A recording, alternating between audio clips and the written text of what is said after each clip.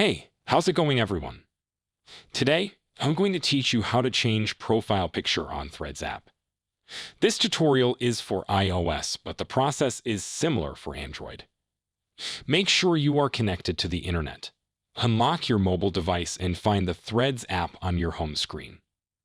Once you're in the Threads app, tap on your profile picture or avatar at the top left corner of the screen. In some cases, this avatar will be on bottom left. This will take you to your profile page. On your profile page, tap on the Edit button located next to your username. In the Edit Profile section, you'll see your current profile picture. Tap on the profile picture to choose a new one. Threads will give you options to select a photo from your phone's gallery or take a new photo using the camera.